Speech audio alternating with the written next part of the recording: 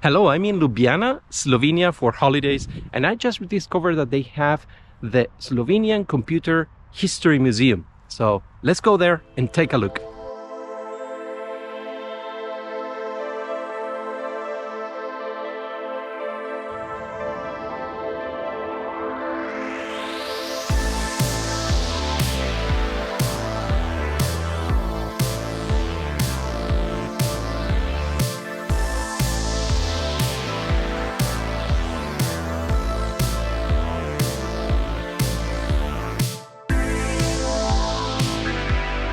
As we approach the museum, there is this little cabin here. The glasses are packed with tons of old magazine pages.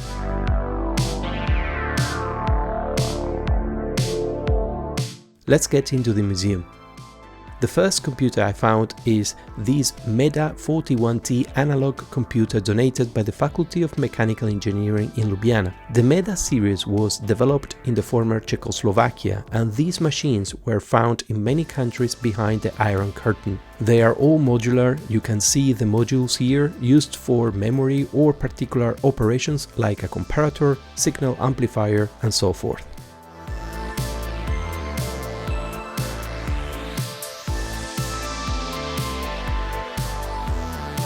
Here we have some 80s paraphernalia. I wonder what's inside these ZX Spectrum cassettes.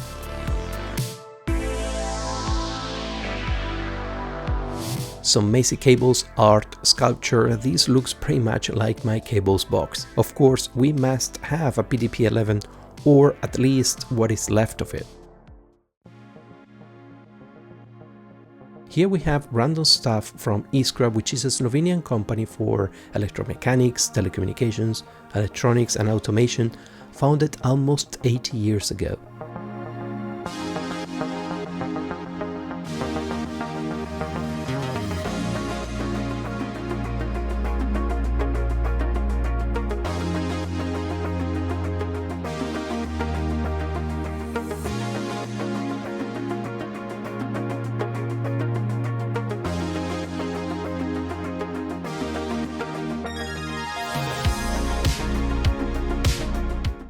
This big machine here is the Iskra Delta 4850. This is based on a DEC VAX 11 and it was called a microcomputer because this was small compared to the room-sized computers of the time. This is the kind of terminal people used to connect to it. This one here is my favorite so far. I had no idea this computer even existed. It is the Triglav, released in 1985. It was designed with ergonomics in mind, and that's why it has this particular look. I think it looks really futuristic. It was named after Slovenia's tallest mountain, which has 3 peaks, but in foreign markets it was known as Trident in English. The reason for the 3 is because it supported 3 different architectures: Intel 286, Motorola 68010 and DEC J11. Meaning that this computer could run most popular operating systems of the time like the CP/M, MS-DOS, Unix and more. In the museum you can also buy a t-shirt with the Triglav on it.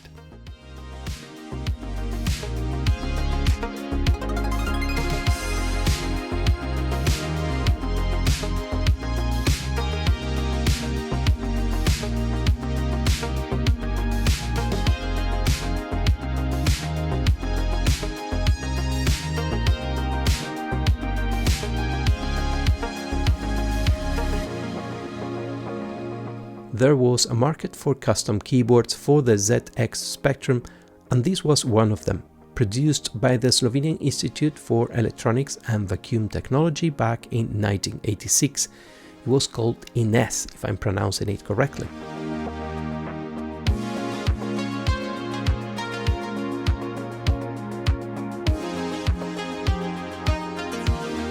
This Atari ST here is running a Slovenian word processor called Steve. I tried using it a bit, but I didn't get to understand how it works. This one is very cool. It is an IBM 5150 donated by the International Atomic Energy Agency.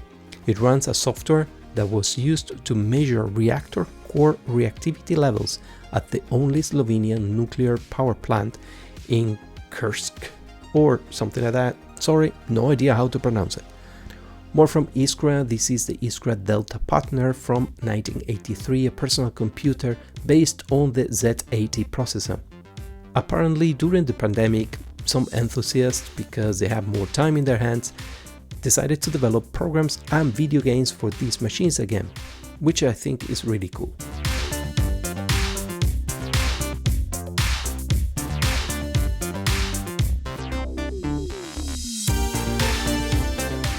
Now we are getting more into the late 80s and 90s, and this is a rare OS to work for in Slovenian language.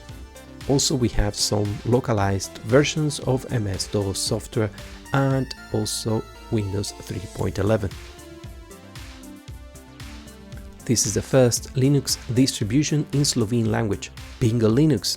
It was released in the year 2000 based on Red Hat Linux, and it was installed as an option to all new computers the Ministry of Education co-financed for educational institutions.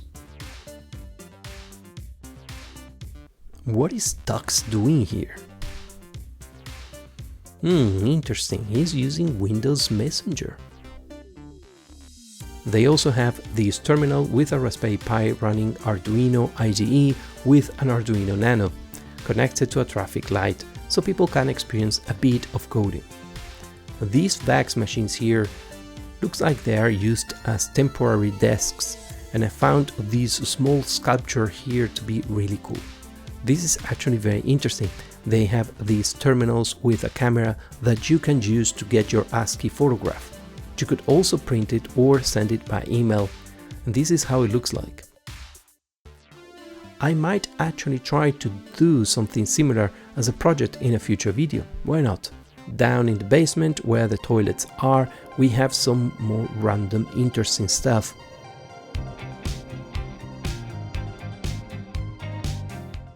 Also, this is just a storage room, but instead of keeping it closed from the public, they decided to put some red LED lights in there, which looks very cool. There's tons of retro treasures here. I wonder if they will maybe put them in display in the future. This is a card punching machine. I'm not that old, I never use a machine like this. Well, basically here in this keyboard you type the code and it will be represented as holes in these cards. I think in this area is where the final cards will be piled up, and this compartment here I think is where new empty cards are coming in. This is a cool idea to reuse keyboard keycaps. I might try to do something similar. There was a special event that apparently they do once a month, and the third floor has some retro consoles that you can use to play video games as much as you want. Despite being a small place, it's packed of things to do, and the people from the museum were super nice. I think they have a very active community. If you happen to visit Ljubljana, it is worth the time to go and visit it.